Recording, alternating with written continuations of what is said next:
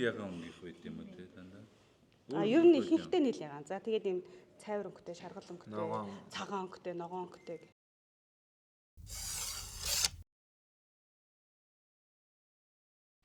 Тэгээний үндсэн ойлголтууд түүний суурь зарчмын тухай хичээлээ оръё. CCIC Group компани маань Монгол улсад анх хэдэн онд байгуулагдлаа? 2016 онд анх техник хяналтын албаар байгуулагдсан тийм. Тэгээ 2023 оноос орон нутгийн лабораториуд байгуулагдаад нүүрсний шинжилгээ хийж эхэлсэн байна. Компани маань дараах 3 чиглэлээр итгэмжлэл аваад үйл ажиллагаа явуулдаг. За юу байдаг вүлээ? Баталгаажуулалт, лабораторийн шинжилгээ, техник хяналт гэсэн 3 итгэмжлэл 17.025, 17.020, 17.021 гэсэн 3 итгэмжлэлийг аваад үйл ажиллагаагаа тасралтгүй 16 оноос хойш явуулж ирсэн байх нэ. За, CCIC Group компани маань Монгол улсын хэмжээнд Улаанбаатар хотод болохоор төв лабораторитой тийм ээ. Төв лаборатори маань эрдсийн шинжилгээ, нүүрсний шинжилгээг хоёулангийн гүйцэтгэдэг тийм үү. За, орон нутагт болохоор Баянгор, Өмнө говьд 2 лаборатори, орон нутгийн лабораториуд маань үйл ажиллагаа явуулдаг. Энд болохоор яг лабораторийн туршид шинжилгээнүүдийг хийдэг тийм үү. За, мөн техник хяналтын албууд маань 6 ширхэг алба байгаа. Энэ албууд маань техникийн хяналтын үйл ажиллагааг бол хийж ажилтдаг байх нэ. Энэ дотроос онцлогтой Улаанбаатар хотод ажиллаж байгаа лаборатори маань өөрөө онцлогтой тийм үү. Эрдсийн шинжилгээ болон нүүрсний шинжилгээг хоёулангийн давхар хийж явуулдаг байна. За анх нөгөө 2025 оны 3 сард энэ байгууллагт орж ирээ би бодож ирлээ л доо. Яагаад нүүрс намайг эрдсийн ахлах гэдэг албан тушаал дээр авч ирсэн. Тэгээ яагаад нүүрснийхаа шинжилгээг эрдсийн шинжилгээгээс ялгацсан болов гэд нөгөө олон жил нэг дор байсан шинжилгээтэй газраас эрэхтэй би анх бодож ирсэн байхгүй юу. Тэгээд за ялаа чи нүүрс чинь нүүрсний шинжилгээнүүд өөрөө, эрдсийн шинжилгээнүүд өөрөө ер нь химч хувийн хувьд бол яг адилхан төстэй шинжилгээнүүд тийм ээ. Тэгэхээр энэ хоёрын ялгаа юу вэ гэж анх бодож исэн. За тэгээ энэ хичээлийг бэлтгэж ч гэсэн тэр үеийн бодлууд маань орж ирээд одоо энэ хичээлийг бэлдсэн байх нэ.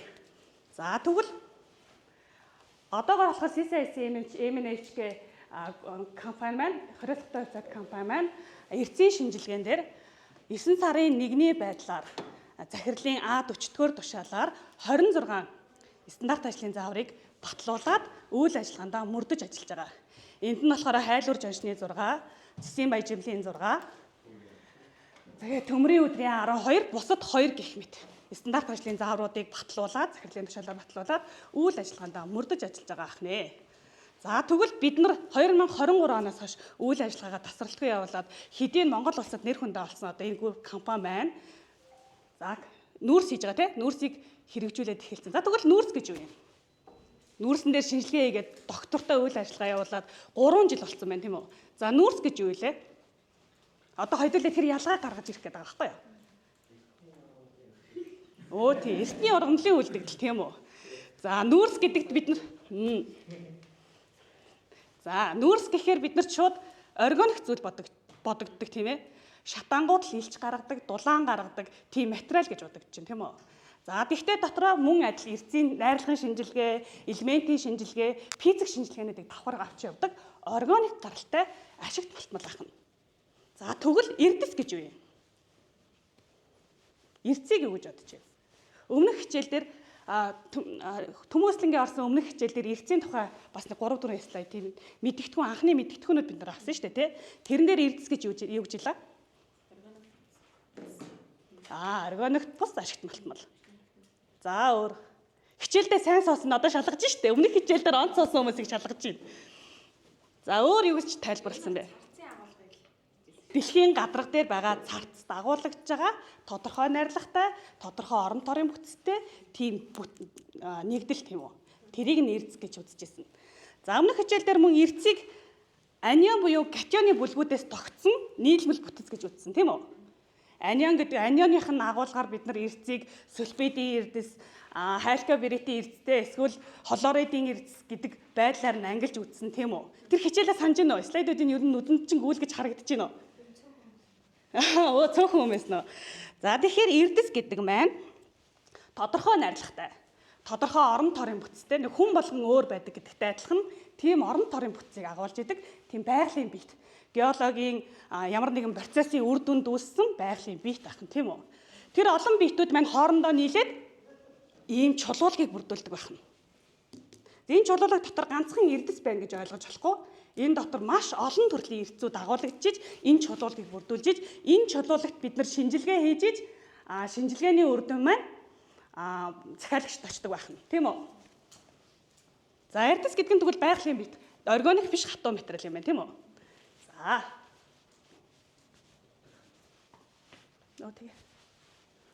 За тэгвэл энэ чулуулагт хийж байгаа шинжилгээ гэж юу юм бол?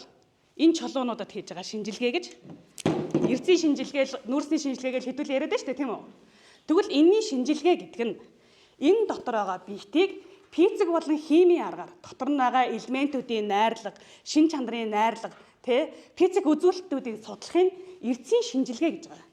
За энэ шинжилгээний үр дүнгээр маш олон металлургийн салбар, нөгөө экспортын бүтээгдэхүүний үн, мөн баяжуулалтын технологийн бүтэц гэхэд үр дүнгээр нь маш олон зүйл ашигладаг байна. Бидний хийсэн шинжилгээний үр дүнгээр маш олон салбарт энийг ашиглаж үр дүнгийн маань ашигладаг байна. За энэ жилийн туршид байгууллага болон улс орны шийдвэрүүдэд эрдсийн шинжилгээний өгөгдөлтөөр тулгуурладаг тул эрдсийн шинжилгээ бол зүгээр шинжилгээ биш юм. Үр дүнгийн дата боловсруулагч гэж энэ сайтн дээр хэлсэн байгаа байхгүй, ашигт малтмлын сайтн дээр бичсэн байгаа.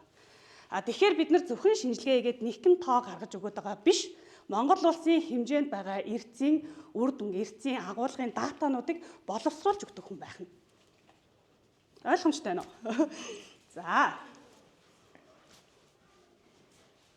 Тэгвэл эрдсийн шинжилгээг бид нар юунд ашигладгийг нь авч үзье л да. Судалгаа шинжилгээний лаборатори гинэ. За энд юуг хамруулж болох вэ? Монгол улсын хэмжээнд Монгол хүмүүсийн оюуны потенциал өндөр гэж ярьдаг тийм үү.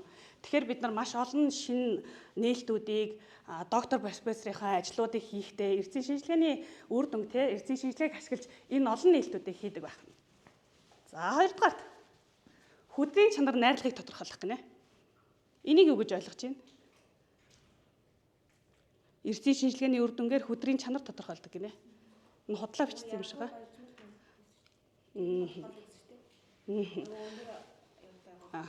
Одоо тэр хананд ингээд нэг ашигт малтмлын зураг ингээд зурсан байгаа байхгүй юу? Наацсан байгаа. Энэ юу н Монгол улсын маш том олон нөгөө мөнгөтэй хүмүүсийн хананд байдаг зураг байхгүй юу?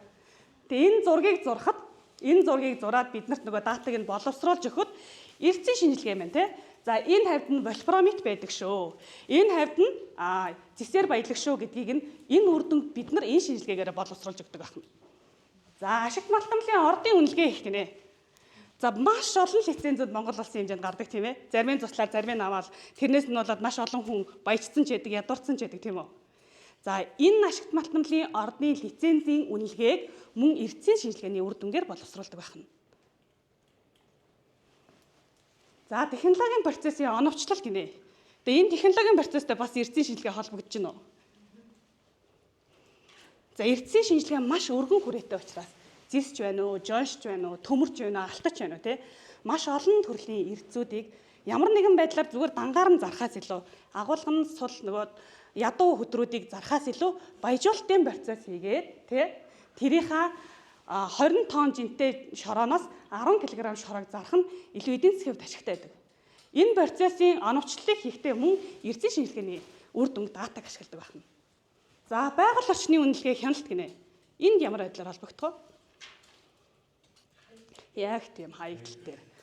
За Монгол орн чинь уул уурхайн салбарын баг уул уурхаагаараа дотоодын нийт бүтээгдэхүүний 90%-ийг нь хангадаг тийм үү? 90% биш, экспортын бүтээгдэхүүнийхаа 90%-ийг нь хангадаг тийм ээ. За тэнд мэдээж үйлдвэрлэл явагдаж байгаа юм чинь хаягдал гарч байгаа. За тэр хаягдал ямар нэгэн нөгөө байгалийн биет чинь доктортой байдлаасаа үйлдвэрлэлийн процесс ороод ирэхээр хөдөлгөөнтэй байдалд орно тийм үү? Нөгөө хөдөлгөөнтэй сул шороонууд үсээд бороо орохоор ундны усанд ордог ч юм уу. Эсвэл нөгөө нэг уран газрын идэвхтэй, цацраг идэвхтэй элементүүд маань нөгөө процессын үр дүнд задраад цацраг идэвх нь идэвхжсэн ч байдаг юм уу тий. Энэ судалгаануудыг мөн эрдсийн шинжилгээний ачаар бид нар тогтоож яаж хэрхэн хаягдлыг устгах уу, биологийн биетээр устгах уу, эсвэл зүгээр бороо шулаад устгах уу, эсвэл нөгөө юу пилонк хочаад устгах уу гэх мэт тооцоодлыг гаргадаг байна. За экспортын гэрээ улс хоорондын түншлэл. За энэ бол яг манай Монгол улсын хэмжээнд манай яг лабораторийн хэмжээнд бол яг хэрэгжиж байгаа тийм үү? Орон нутгийн лабораториудын маань ихэнх дээшнүүд маань экспортын бүтээгдэхүүний шинжилгээнд дээр явдаг тийм. За төв лабораторийн нүүрсний дээшнүүд ч гэсэн тэгэж явдаг. Одоохондоо бол эрдэнийн лаборатори маань гайлын хяналтын бүтээгдэхүүнээр бол шинжилгээ хийхгүй байгаа. Зөвхөн геологч нараас авчирсан, захиалагчаас авчирсан дээшнүүдэд л шинжилгээ хийж байгаа. За маш олон төрөл тэгвэл эрдэнийн шинжилгээний үр дүн хэрэгж болж байна тийм ээ. Маш том салбар байх нь шүү дээ тийм үү.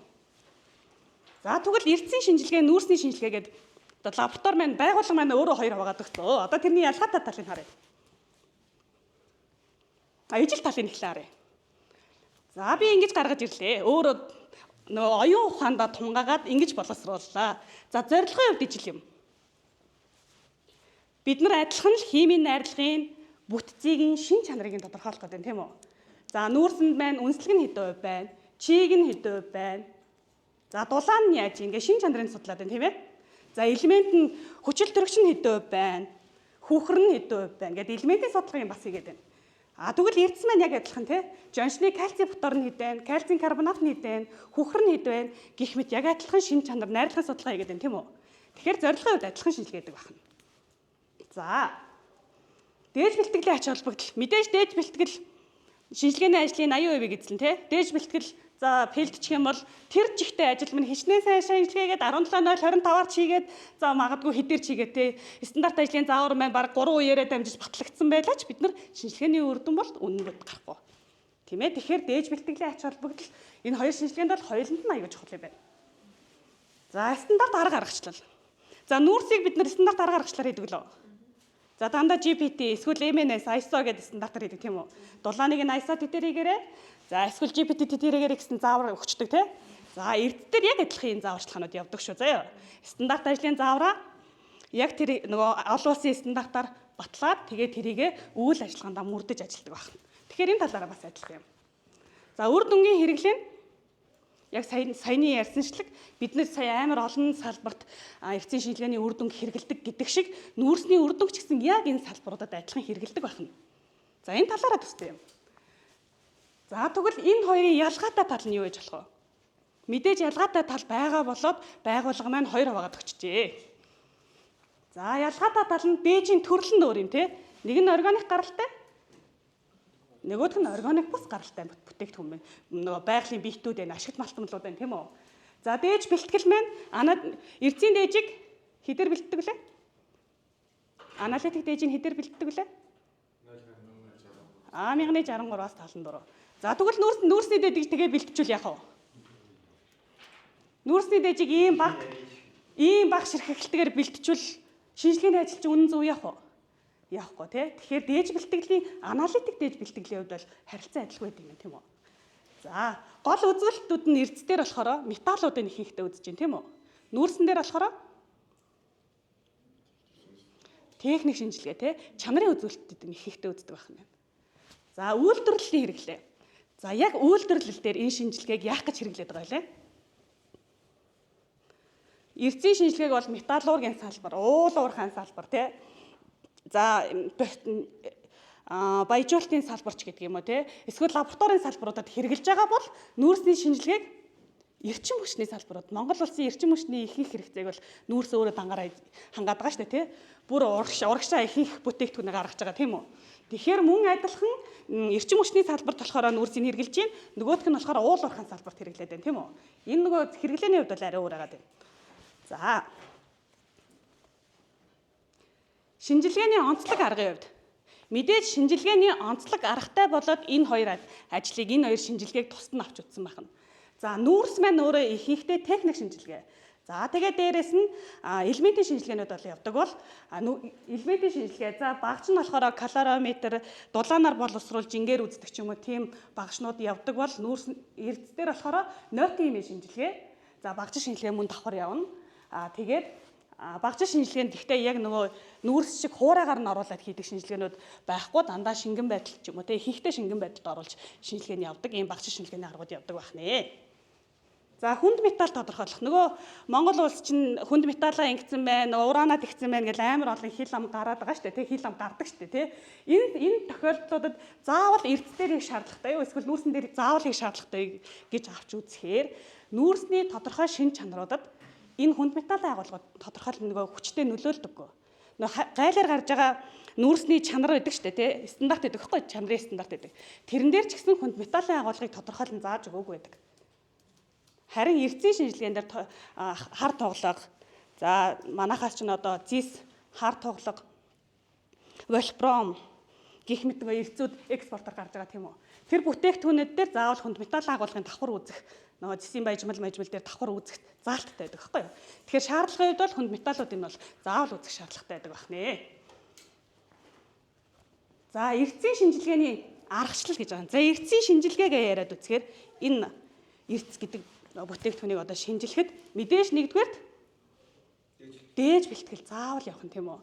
Дээжлэлт хамгийн гол нь дээжлэлт. Биологч хүн хаанаас ямар дээж авч ирсэн. За бид нар өөрсдөө техник хяналтын албаар өөрөө дээж авахгүй явал хаанаас ямар дээжээ сонгож авахгүй гэдэг нь хамгийн чухал. Тэрний бутлалт, нунтаглалт, хуваалт, нэгэн төрөл болгох байдал маань дээж бэлтгэл бол маш чухал ахын тийм үү. За эрдэнэ шинжилгээний маш том нөгөө хиймч хүнээс шалтгаалдаг тийм нөгөө хиймчийн ур чадвар шалтгаалдаг маш том анализын нэг хэсэг нь болохоор нойтын химийн шинжилгээ буюу химийн шинжилгээ. Эрдэнэ шинжилгээний ихэнх шинжилгээний цөм нь энэ шинжилгээнүүд дээр явдаг. За тетерметрийн арга, жингийн арга, спектрофотометрийн арга гэсэн нойтын химийн шинжилгээний аргууд. За тэгээд дээрэс нь багжил шинжилгээ. Эрдэнэ фаз болон бүтэц бүрэлдэхүүн тодорхойлох шинжилгээ мөн эрдэнэ шинжилгээнд ордог. Энэ нь болохоор эрдцийг хуурайгаар нь хийгээд хуурайгаар нь шууд рентген туяагаар цацаад тэгээд тэндээсээ бүр эрдэслэг бүрэлдэхүүн байдлаар нь тодорхойлждаг. За энэ чулуунд кальций фотор нь шууд тэгж гаргаж ирнэ. Кальций фотор нь 80%, кальцийн карбонат нь 20%, төмрийн эсэл нь хэдэн процент яг шууд гаргаад ирдэг тийм багаж байдаг. Хуураад ээжин дээр яг шууд будчихдаг. Тэгээд микроскопийн аргууд байдаг. Чанарын шинжилгээнд нь явдаг. Микроскопийн аргууд нь энийг нэмхэн ялтас болгоод за тэрэн дээрээ микроскопоор дурандаж үзээд мөн эрдцийг нь чанар байдлаар 65% өнөмшөлт магадлалтайгаар тодорхойлдог арга байдаг. За сүүлийн үед энэ хоёр аргыг нэгтгээд SEM-EDS гэдэг энэ аргыг гаргасан байна. Энэ нь болохоор сканинг гэдэг маш нөгөө нарийн микроскопыг X-rayтэй болгосон. Тийм багаж томьёо төхөөрөмж үйлдвэрлэгдсэн байна. За хамгийн сүүлд нь физик шинжилгээ гэж байгаа. Яг нүүрсэн дээр хийдэг шиг дулаанаар боловсруулаад жингийг үздэг. Энэ арга мөн эрдэнэ шинжилгээнд дээр давхар явагддаг. Эрдэнэ чигийг тодорхойлох, нийт чигийг тодорхойлох, талс орон торны бүтцэн дагаа усын тодорхойлох ч юм уу тийм шинжилгээний ажлуудыг энэ аргаар тодорхойлдог. Мөн дээжийн нягтыг үзэх. Тийм үү? Ширхэгэл тодорхойлох гэх мэт энэ арга нь физик шинжилгээний аргаар бас явагддаг. Тэгэхээр эрдэнэ шинжилгээгээд аваад үзэхээр маш олон төрлийн шинжилгээ байдаг байна тийм үү? Манай лабораторийн хувьд за энэ шинжилгээг бол бид нар угаасаа хийгдэж байгаа тийм. За энэ эрдэнэ фазын шинжилгээ бол манай дээр хийгдэхгүй байгаа. Багжил шинжилгээ бол атом шингэлтийн спектрометр байгаа. X-ray гэсэн байгаа. За химийн шинжилгээ бол одоо өдөр тутамд хийгдэж байгаа. Тийм үү? За тэгвэл цаашаа хэдүүлээ энэ шинжилгээнүүдийг нарийнчлаа авчихъя л да. За эрдэнэ шинжилгээний дээжийн онцлог гэж байгаа. Эрдэнэ шинжилгээ нь ер нь нэгэн төрлийн дээж ирнэ гэсэн ойлголт төдийлөн байдаггүй. За дээжийн орд газрын онцлог, гүн, зузаан бүтэц гэдгээсээ шалтгаалаад эрдэнэ дээжийн нэгэн төрөл байх боломж байдаггүй. Мөн тэрэн дотор агуулгаж байгаа эрдсэн ч гэсэн нөгөө жигд тархсан байна гэж байдаггүй. Одоо геологч нар өрөмдөөд нэг юм нарийнхаа урт юм гаргаад ирдэг штэ тий. Тэр нь маш олон төрлийн зураглалтай гарч ирдэг байхгүй юу? Тэгэхээр тэр нь эрдсийн нөгөө зэсийн сульфид перит байна гэж бодчих юм бол тэр шугамын дорш перит байна гэсэн ойлголт бол байдаггүй гэсэн үг нь тий. За тэгээд дээж бүр өөр өөрийн орчин харилцан нөлөөтэй. Хүчил төрөгчийн орчинд эсэлцэн одоо төмөр байсан ч гэсэн тий, жойш байсан ч гэсэн тий, дотор нь байгаа элементүүд нь эсэлцэн байж болно. За эсвэл суйрлаг чулуутай холилдоод суйрлаг шин чанартай ч байж болно тийм үү. Тэгэхээр дээж бүрийн орчин нь нуур. Орчин гэдэг нь нөгөө чулуулгын шин чанараасаа цахиурын агуулга өндөртэйгээс ч карбонатын агуулга өндөртэйгээс шалтгаалаад суйрлаг ч юм уу хүчлэг шин чанартай байдаг байна шүү дээ тий. Тэгээ хүчил төрөгчтэй уралд орсон байдлаасаа шалтгаалаад мөн эсэлцэн ч юм уу эсэлтэйгүй тийм шин чанаруудыг үзүүлдэг байна. Зөвхөн нэг дээшний хувьд маш олон шин чанарыг үзүүлэх боломжтой байдаг. За тийм учраас энэ дээж бэлтгэл, энэ эрцийн дээжний хувьд дээж бэлтгэл нь дээжлэлт нь, дээж бэлтгэл нь тэгээд яг тэр дээжиндээ зориулсан арга аргачлал нь маш чухал байдаг байна. За эндээс хэдүүлээ нойтын имийн шинжилгээг ярьсан тийм үү? Нойтын имийн шинжилгээ нь эрцийн шинжилгээний иршлийн нөгөө анхан уламжлалт нөгөө юу гэж хэлдэг вүлээ? Нойтын имийн шинжилгээг уламжлалт арга гэж нэрлэдэг байхгүй юу? Энэ аргын бүх юмны цөм гэсэн үг. Энэ арга дээр суйрлагдаж маш олон багш тоног төхөөрөмжүүд тийм үү? Одоо бидний мэдээд байгаа маш олон багжууд энэ аргууд дээр суйрлагдаж бий болсон гэсэн үг. Тэгэхээр суур ойлголтуудаа хэдүүлээ түрүүн 3 юм харсан шүү дээ. Титрэлтийн арга, жингийн арга, спектропотометрийн аргыг харсан уншсан тийм үү? Үзсэн тийм үү? Тэгэхээр тэр аргуудыг нь онцлогийг харцгаая. За титрометрийн титрэлтийн аргын зарчим нь болохоор тодорхой мэдэгдэж байгаа нэг уусмал байна. За тэрийг мэдгэдэхгүй бид нар нөгөө дээж мэн мэдгэдэхгүй байгаа тийм тэр уусмалаар харилцан үйлчлүүлээд яг энэ уусмал нөгөө энэ уусмалтай харилцан үйлч хан шимжээ тогтно шүү дээ тийм энэ уусмлын эзлэхүүнээр нөгөө уусмлын эзлэхүүнийг гаргадаг ийм арга титрлээд гаргана гэсэн үг. Мэдэгдэж байгаа уусмалаар мэдгэдэхгүй уусмлын агуулгыг тодорхойлно гэсэн үг. Энэ уусмалаар стандарт уусмал байх нь тийм үү? За ийм аргыг хэлдэг байна. Мэдээж арга бүхэн давуу болон сул талтай тийм ээ. Энэ яг нөгөө хиймч хүний хувьд бүх аргын давуу болон сул талыг заавал мэдчих хэрэгтэй. Юун дээр хэрэглэх вэ? Юун дээр хэрэглэхгүй байх вэ? Гэдгээ. За давуу тал нь юу юм тэгвэл? Хурдан бөгөөд харьцангуй энгийн. Тэгээ багаж тоног төхөөрөмж гэсэн маш энгийн багаж тоног төхөөрөмж шаарддаг. Дээжээ задлаа нэг шилэн нэг бүрээдэх шиг юм дотор хийждэг тий. Тэгээ тэрнээс уусгаал үрдэн гаргаад байгаа юм шиг харагддаг тийм үү? Ийм энгийн харагддаг. За тэгээ хүндрэлтэй сонгомл дээж нь тохиромжтой. Маш хүндрэлтэй. Жишээлх юм бол цагаан тоглогын сульфид чинь ер нь бол энгийн задаргаанд задрагддаг. Тэгээд багаж тоног төхөөрөмжөөр уншихаар айгүй их матриц өгöd байдаг. Ийм дээжнүүдийн хувьд энэ арга маань маш давуу тохиромжтой. Энэ аргууд байна тий. Титрометрийн арга маань цайр тодорхойлоход хар дугалга тодорхойлоход ч юм уу тий. Баяжмлуудын хувьд илүү тохиромжтой. Нарившил тавьдаг арга байна. За сул тал нь гэвэл мэдээж хүндрэлтэй дээж учраас задаргаа нь бас ярвихтай явагдах нь тийм үү. За олон хүчил шүлт нэмээд эсвэл зарим нэг эрдэс нь одоо хэдүүлээ цагаан дугалганы эрдэс байлаа гэж бодоход л жоохон вольфрам орчход нөгөөт нь задрахаа болж чадчих шээ. Тэгэхээр вольфрамд нь зориулсан ахаад нэг хүчил шүлт ч юм уу нэмэх шаардлага гардаг. Тэгэхээр задаргааны хувьд болохоор зарим задаргаа нь олон шаттай амжилттай. За тэгээ индикатор хэрэг болно. Нөгөө нэг уусамлыг чинь цагаан уусамлаар титрлэхээр эквиваленцийг нэг хан шимжээгээр орж байгааг нь мэддэхгүй. Тэрийг нь мэдхийн тулд нөгөө илрүүлэгч уусмал хэрэгэлдэг. Тэр илрүүлэгч уусамлаа зөв сонгох шаардлага бас гарна. Тэгэхээр хиймчийн ур чадвар амар хэрэг болно гэсэн. За бага концентрацтай микроэлементүүдийг тодорхойлох боломжгүй. Ягаад гэвэл нөгөө уусамлаа 0 ингээд тусаахад 0.1 мл орчдөг байхгүй юу? Багаж бол нөгөө тусаахад 0.10,000-1 зэгээр оруулж болно тийм үү. Тэгэхээр нөгөө тетраметрийн арга маань тусаахад л айгүй их орчдөг учраас бага агуулгатай элементүүдийг бол тодорхойлоход хүндрэлтэй байдаг. Тэгээ хиймчийн ур чадвар ажиглалт маш чухал. За титрлж явах үед за арай л биш юм гарчмаг гэдэг дээр анализ хийж дараагийн шинжилгээгээ явуулдаг байхгүй юу. За энэ арга чинь худлаа юм байна гэд ажиллаа зогсоогоод за өөр ямар аргаар үзэх үү гэж шийдвэр гаргах бас шаардлага гардаг хиймчээс өөрөөс нь. Тэгэхээр хиймчийн ур чадвар ажиглалт маш их шаарддаг. За стандарт уусамлыг маш нарийн найруулах шаардлагатай гэдэг. Мэдээж энэ уусамлын агуулгаар нөгөө уусамлаа тодорхойлж байгаа юм чи энийг маш сайн нарийн тогтоохгүй бол нөгөө уусмал гарахгүй тодорхой тийм үү. За ийм их бас хүндрэлтэй талууд бол бас байна. За ингээд хэдэл уншсан юм чи одоо зургаар харъя л да. За ерөнхийдөө нэг ийм өрхөл процесс болдё. За нэг уусмал дээр нэг уусмал нэмээд за ингээд нэг илрүүлэгч уусамлаа нэмэнгүүтлээ ийм өнгөтэй болгоно гэж байгаа байхгүй юу? За энэ индикаторын сонгоно хиймч нь өөрөө сонгоно. За тэгээд энэ зүгээр ингээ уусмал дээр уусмал тусаагаад байгаа юм шиг хэдий харагдавч цаана маш нарийн химийн орлууд явагдчихдаг. Элемент болгон дээр.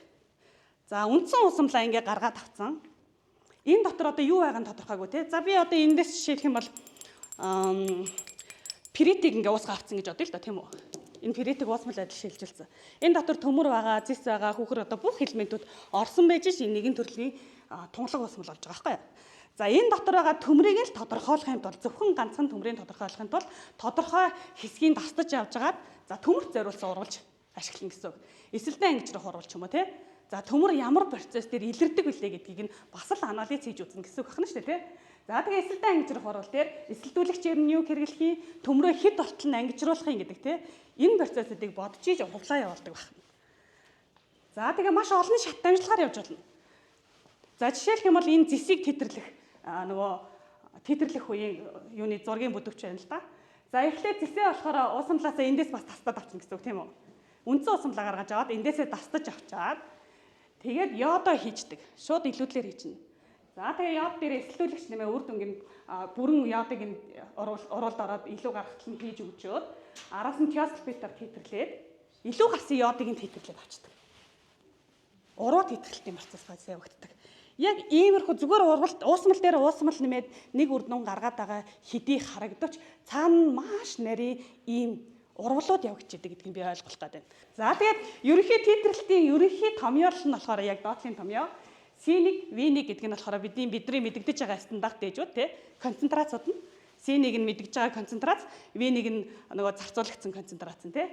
Хэдүүл уусмлаас 10-ыг тастаад авсан бол V2 нь 10, тэгээд нөгөө C-г нь олчдаг гэсэн үг. Ерөнхий томьёо нь бол юм шүү заяа. За дараагийнх нь жингийн арга. За жингийн арга гэдэг нь бидний нөгөө нүүрсэн дээр хэрэглээд байгаа шиг дулааны үйлчлэлээр жин тодорхойлдог энэ аргаас арай өөр. Энэ арга нь болохоор бид нар энэ уусмал дотор бас энэ уусмал дотор байгаа тодорхой яг барьж авах гэж байгаа элементээ сонгоно. Тэрэндээ зориулсан тунцчуулагч хийн. Тэгээд тэрний тунцыг нь шүүгээд эсвэл хатаагаад шатаагаад ч юм уу агуулгын тодорхойлдог. Зөвхөн тэр элементэд зориулсан л тунцчуулагч хэрэглэнэ гэсэн үг. Тэгэхээр бас адилхан химийн процесс явагдах юм уу? За энэний давуу тал нь юу гэж болох вэ? За давуу тал нь болохоор зөвхөн энэ төмөрт зориулсан тунцчуулагч хэрэглэж байгаа учраас наривчлал маш сайн. Энэ дотор байгаа бүх төмрийг тунцчуулж авна л гэсэн үг. Тэгэхээр бүх төмрөө авч байгаа юм чинь наривчлал энэ төмрийн хувьд наривчлал маш сайн гэсэн үг байна тийм үү? Тэгээ багаж тоног төхөөрөмж бага шаардна. Тэгээд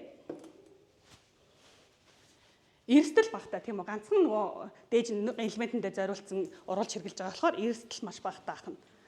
За сул тал нь болохоор цаг хугацааг шаарддаг. Мэдээж нарийн ширхэгтэй тунд сүсчгээр хонуулах ч юм уу, хэдэн цагийн дараа ч юм уу тий. Заавал тэрийг 50 байлгах хэсэг хугацаа хэрэг болдог. Тийм учраас хугацаа их шаарддаг.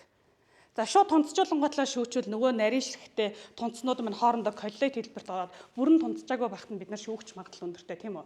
Тэгэхээр хоногоор ч юм уу зарим тохиолдолд бүр 24 цагаар 2 хоногоор 3 хоногоор тунцчуулах тохиолдлууд бас байдаг.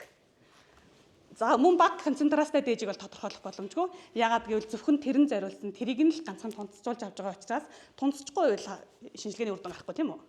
Тэгэхээр баг агуулгатай дээж нь тудлаа алхна. За шүүх, хатаах эсвэл жигнжаах явцад инженерээс эсвэл нөгөө орчны нөхцөл байдлаас шалтгаалсан алдаа гарах магадлалтай. Тэгэхээр бас нөгөө хэмжээ ур чадвар бас стандарт ажлын заавраа чанд мөрдөх шаардлагатай байна тийм үү. За хэдүүл одоо зургаар харъя л да. Тунцчуулах процесс гэдэг нь дээжээс хэдүүлээ тодорхой хэмжээтэй тасалж аваад хоёр өнгөгүй уусмал нэмсэн ч байсан хамаагүй тий тунц үүсгэнэ. За тэр нь хамгийн гол нь доктортой байх хэрэгтэй. Докторгүй байвал бид нар хэдий тунц үүсгээд буцаагаал усанд уусаад байвал усны нөгөө докторчлалтаас өндөр байж ижил доктортой тунц үүснэ шүү дээ тий. Тэгэхээр доктортой тунц үүсэж гин үгүй юу гэдгийг нь бас нөгөө уусах чанараар нь бодох хэрэгтэй харах хэрэгтэй тийм үү. За доктортой тунц үүсгээд тэрийгэ тодорхой хугацаанд байлгасныхаа дараа тэгээ шүүгээд жигнээд шатаан эсвэл хатаагаад жингийн зөрүүгээр нь тооцдог арга байна. За ерөнхий процесс нь бол урвалжаа нэмлээ, тунц сүсгэлээ, шүүлээ, за шатаагаад жигнэлээ иймэрхүү процессын дагуу явдаг байна. За томьёо нь болохоор бүх жингийн аргын ерөнхий томьёо яг адилхан шүү бастай юу. Тунцны хэмжээг энэ фактор гэдэг нь болохоор та хөхөр хүсээд байна уу, баарын сульфатын агуулга хүсээд байна уу, эсвэл эсод 3-ын агуулга хүсээд байна уу гэдгээр шалтгаалаад энэ фактор маань өөрчлөгдөнө. Тэ? За захиалагч маань юу хүснээр шалтгаалаад бид нар энэ коэффициентыг нь бол факторыг нь бол олоод тавьчихдаг байна. За тэгээд дээжээ анх хэдэнгээр амархсан гэдгээс шалтгаалаад энэ гардаг байна. Бүх жингийн аргын ерөнхий томьёо адилхан. Бүх titrийн аргын ерөнхий томьёо адилхан шүү зэ. Нөгөө инженер маань хэрхэн яаж боловсруулж байгаас шалтгаалаад өөр зарим коэффициентууд орно гэсэн үг. За дараагийн арга маань болохоор спектр фотометрийн арга гэж байна. За спектр фотометрийн аргыг адилхан багжит арга гэж бас бодож болох юм тийм үү? Ягаад гэвэл багжаар сүүлийн үр дүн гарч байгаа байхгүй. Тэгэхдээ спектр фотометрийн арга нь болохоор За дараагийнх дээр нь тайлбар. Бодисын гэрэл шингээх чадварыг тодорхой долгионы мужид бүх бодис одоо цагаан өнгөтэй байсан ч, ягаан өнгөтэй байсан ч, улаан өнгөтэй байсан ч гэсэн бүх бодис тодорхой гэрлийг л өөртөө шингээж яадаг. Тэр гэрлийнх нь мужид нь хэмжилтийг хийлээ.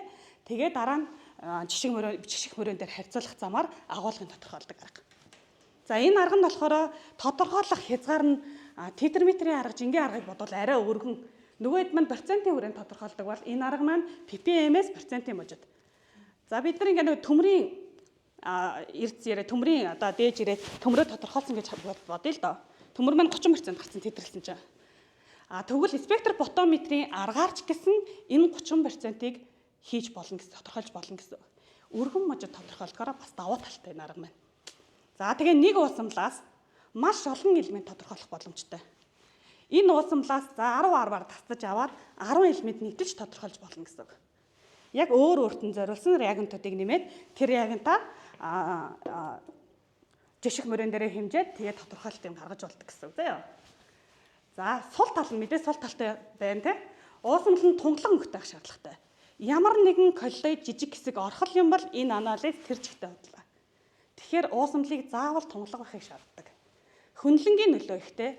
Жишээлбэл нэг одоо энэ уусамлаас захиурыг нь фосфортын хэмжээ адилхан нөгөө молибдат амантай хоёулаа хүүхэнгийн комплекс нэглэл үзүүлдэг байхгүй юу? Тэгэхээр энэ хоёрыг бас ялгах орвол хэрэглэх шаардлага гардаг гэсэн үг. Зөвхөн ганцхан захиурын хэмжих гэдэг нь үү эсвэл ганцхан фосфорын хэмжих гэдэг нь үү гэдгээс шалтгаалаад нөгөөдхөө фосфор юм уу захиураас нь ялгах оруулж хийж өгдөг. За стандарт мөрийг нарийн бэлтгэх шаардлагатай. Яг түрүүний Т3 уусмал шиг Т3 уусмлаа нарийн сайн тогтоохгүй бол бүх үр дүн худлаа гэдэг шиг жишг мөрийгээ зөв тогтоож чадахгүй бол бүх үр дүн чинь худлаа гарах нь. Тэгэхээр бас инженерийн ур чадвар маш их шаарддаг гэсэн. За хэдүүлээ зургаар харъя. Яагаад энийг ноотын имийн шинжилгөөлөө авч үзсэн бэ гэвэл эндээс гарч ирж байгаа уусмал дээр бид нар ямар нэгэн лигант нэмээд тэгээ комплекс нэглэл үүсгэж инженерийн ухаан шаардж байгаа ажил хийж байгаа байхгүй юу? Багжин шинжилгээнд дээр бид нар энийг бол шууд багшлан уншуулж чинь тийм үү? Одоо OS дээр ч юм уу, MS дээр ч юм уу те фотоор тодорхойлох ч юм уу энийг шууд гуурсын нөгөөд багшлан уншуулад үр дүн маань гараад ирдэг байхгүй юу? Харин спектропотометрийн арга маань эндээс заавал тасалж авч дараагийн хэмжээний боловсруулалт хийдэг гэсэн үг. Тэгээд дараа нь хэмжилт хийнэ. Тэгэхээр энийг ноотын имийн шинжилгээний аргад оруулж өгдөг байх нэ. За эндээс үндсэн уусамлаас гарч байгаа уусамлууд маань ямар ч өнгөтэй гарч болох юм тийм үү? Металлын ион дээр ямар нэгэн өнгө гаргадаг, тогтвортой өнгө гаргадаг лиганд ион нэмээд тэгээд өнгөтэй, тогтвортой өнгөтэй тийм комплекс нэглэл үүсгдэг. Энэ уусмал дотор зэсийн өнгө, төмрийн өнгө одоо биднэрт харагдаж байна уу? Харагдахгүй байгаатай адилхан. Ерөөсөө уусмалт харагдахгүй байгаа. Ямар нэгэн лиганд ион нэмэнгүүт л ийм тогтвортой тод өнгийн комплекс нэглэл үүсгдэг.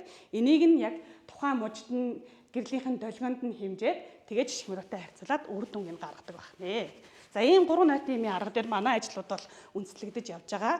Нийт 26 ажлын маань 10% нь жингийн арга, ойролцоогоор 30% нь спектропотометрийн арга, 30% нь тетраметрийн арга байгаа. Бусд нь багжин шинжилгээний аргууд байдаг байгаа.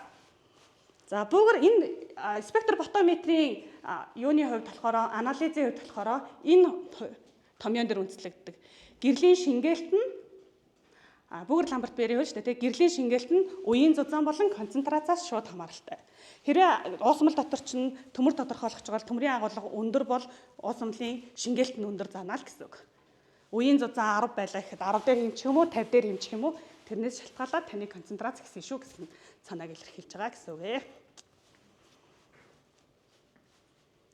За мэдээж одоо багжин шинжилгээг бол ярихгүй ажиллахгүй тий. Энд чи одоо орчин үеийн дэвшилтэт технологи бид нар эрдэс битэл, нүүрсний үнсэн дээр хийж байгаа маш олон төрлийн шинжилгээнүүд маань багжин шинжилгээний ачаар одоо явагдаж байгаа шүү дээ тий.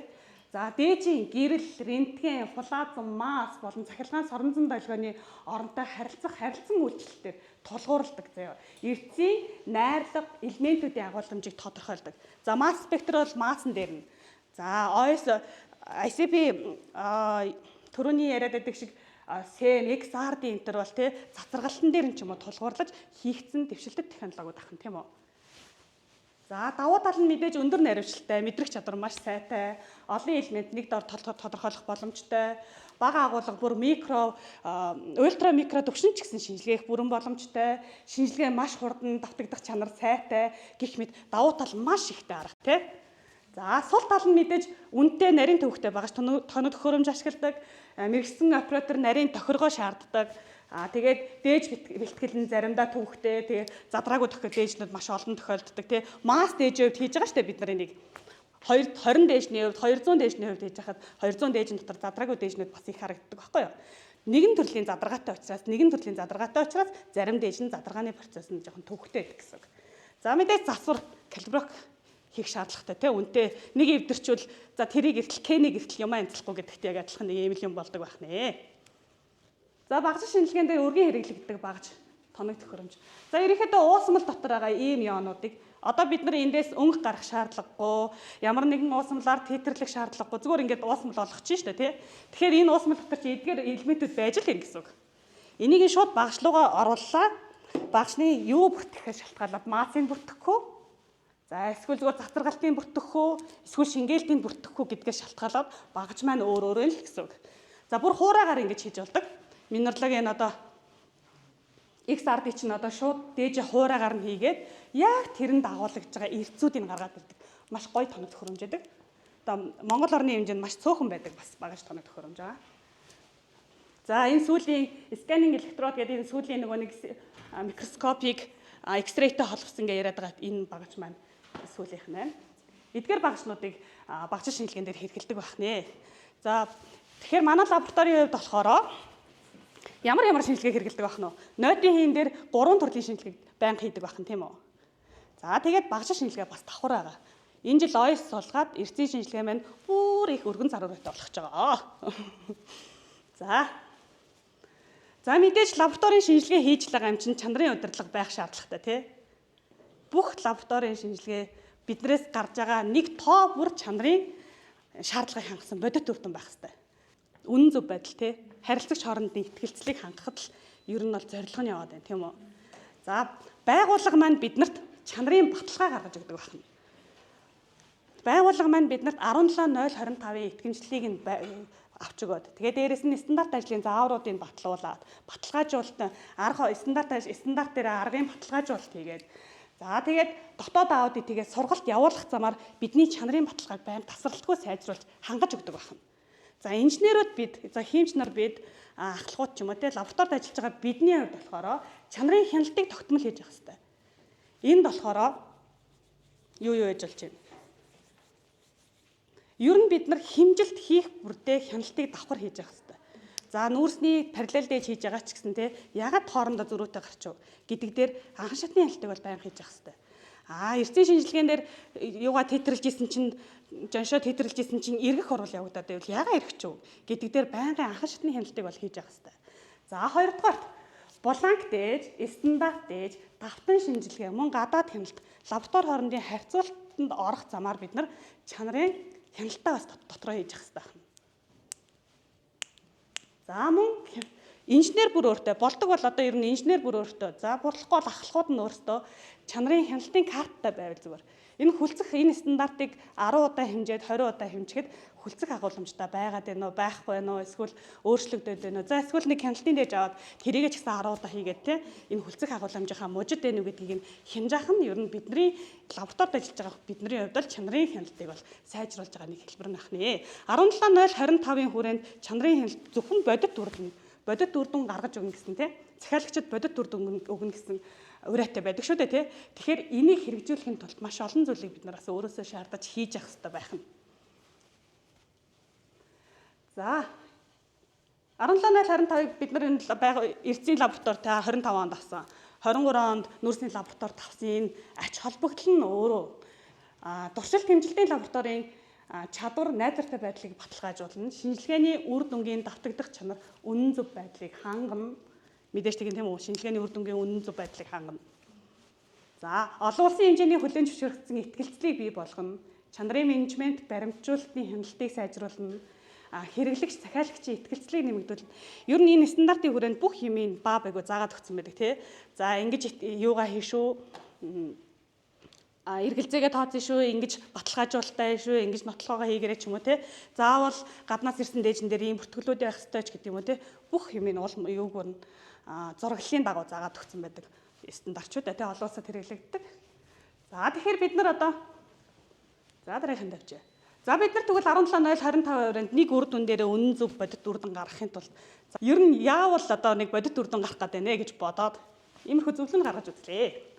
За лабораторийн ажилд аюулгүй ажиллагаа 17.25-ийн стандартыг бол мөрдөж ажиллах нь мэдээж чухал ах юм тийм үү. За тэгснэ шинжилгээний аргуудын онлын үндсийг нь сайн ойлгож томьёо зарчмыг цээжлэхээс илүүтэйгээр ер нь утгыг нь л ойлгох явдал.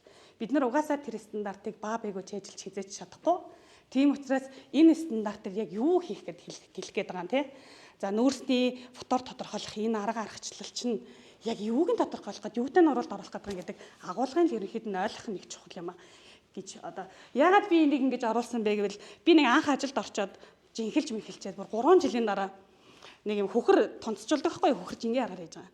Тэгээ нөгөө хөхрөөдөө бүгдийг ингээ кашко шүүгээ зогсчихсэн чинь манай багш ороод ирдэг байхгүй. Тэгчээд нараа чи яа бүгдийг кашко шүүцсэн юм бэ? Наур дүн чинь худлаа гарсан юм шүү гэж хэлж байгаа байхгүй. Тэгээ нөгөөх нь каштаж багшийн нөгөө нэг бичиж өгсөн нэг юм цаасыг л авдаг аваа явдаг гэсэн. Нөгөө цаасаа нөгөө магистр сурж байгаад бүр ингээ яатсан заяа ажил ихтэй учраас салгадаа цаасаа харахгүй автоматар 3 жил хийсэн болохоор тийг ээж байгаа байхгүй юу. Тэгээ зогсож чинь багш орж ирээ загинсан нэг. Тэгэхээр л за юу илээ гэдэг нөгөө цаасыг нүдсэн чинь нэг каш гэдэг нэг юм цаас хутгаад хийчдэг юм байдаг байхгүй юу. Тэрийг нь хийхээ мартаа шүүцсэн заяа. Тэгсэн чинь тэгээ багш наваа загинж байгаа. За наран чимгээ чи хөхрөө тунцжуулаад нэг бүтэн хонолтон заяа. Тэгээ маргааш нь нөгөөдхөө шүүж яхад нөгөө тунц чинь маш нарийн ширхтэй учраас фильтрийн чинь цаасны завсраар доошоо унаад хөхөр чинь багасчнаа. Тэр нэг нарийн ширхтэй тунцуудыг л барьж авах гэж тэр нэг кашиг хийгээд байгаа. Тэр цаас чинь нэг амар нөгөө химийн урал нөлөөлөхгүй ч гэсэн жингийн арга дээр маш чухал байгаа байхгүй юу. Тэрийг би нөгөө олон жил хийж явах ерөөсөй ойлгохгүй заяа. Тэгээд багш тэгэж хэлснээс хойш би яг жингийн арга нөгөө жингээр юм хийх тоолондоо за энэ дэш нөгөө каш нэг хэлөө гэд боддог болсон байт юм аа. Тэгэхээр утгыг нь ойлгох нь маш чухал. Тэрнээс хойш зарим ажлуудынхаа энэ яагаад хийдэг вүлээ гэж дөнгөж ойлгож эхэлж байгаа байхгүй юу. 3 жил инженер хийснийхаа дараа бүр өөрийгөө сайн болцсон гэж бодсныхаа дараад тэгж ойлгож авч ирсэн болохоор энийг орууллаа. За давуу бал сул талыг нь харьцуулж сурах. Аль аргыг нь ямар нөхцөлд хэрэглэхийг ойлгох.